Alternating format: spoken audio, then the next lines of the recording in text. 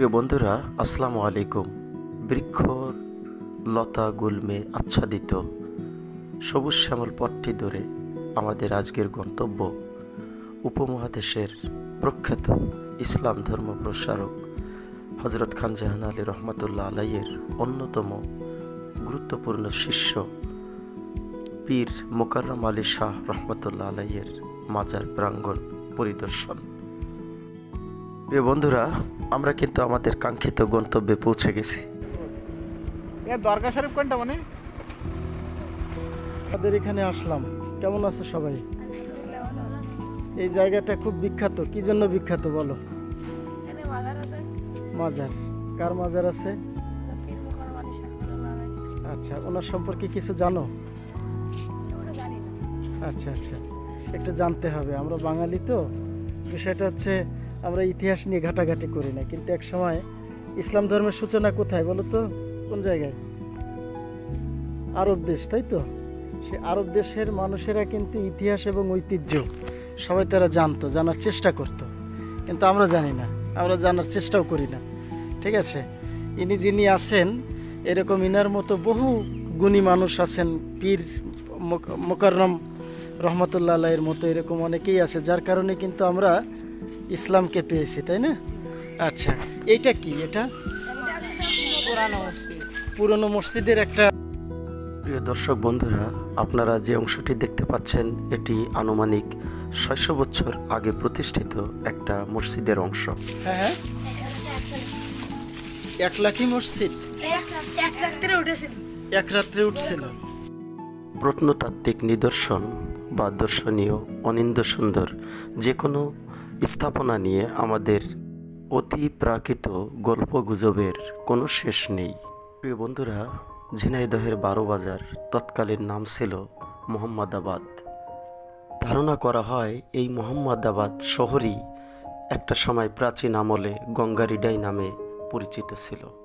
সুলতানি আমলে হজরত খান জাহান আলী রহমতুল্লাহ আলাইয়ের সাথে যে 12 জন শিষ্য 12 বাজারে এসেছিলেন, ধারণা করা হয় পীর মোকাররম আলী শাহ রহমতুল্লাহ আলাই তাদের মধ্যে অন্যতম। যদি এখানে তেমন কিছু লেখা নেই, তারপরে এখানেও কর্তৃপক্ষকে ধন্যবাদ জানাই যে এই ইতিহাস সংরক্ষণে কিন্তু এখানে একটা উদ্যোগ দেখা যাচ্ছে, যে এই অংশটা তারা কিন্তু আলাদা করে রাখছে আর কি। এটা খুবই ভালো। আমার মতো হয়তো এখানে অনেকেই আসেন, দেখেন। হ্যাঁ, তাহলে এটা একটা মসজিদ ছিল, তাই তো? আচ্ছা, আর পাশে ওনার মাজার কই? চলো তো। সেই প্রাচীন আমল থেকেই এখানে একটি দ্বীনি শিক্ষা কেন্দ্র চালু ছিল। বর্তমানে এখানে একটি মাদ্রাসা প্রতিষ্ঠিত হয়েছে, যেখানে আলিম শ্রেণী পর্যন্ত পাঠদান করা হয়। আমরা মাজার অভিমুখে অগ্রসর হচ্ছি। আমার ডান পাশে লক্ষ্য করে দেখুন, বিশাল আকৃতির একটি দিঘি রয়েছে, যেটা সেই সময় খনন করা হয়েছিল।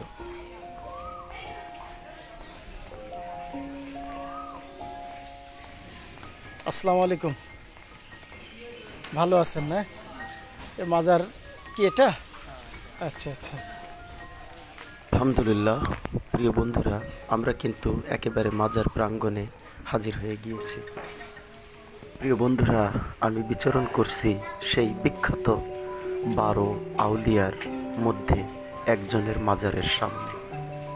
একটু ইতিহাস শেয়ার করে পারছি না। এই 12 আউলিয়ার মধ্যে একজন ছিলেন গরিব শাহ, খালিস খা, খালে খা। পরবর্তীতে অবশ্য খান জাহান আলী রহমতুল্লাহ আলাই 12 বাজার ছেড়ে বাগেরহাট অভিমুখে রওনা দেন।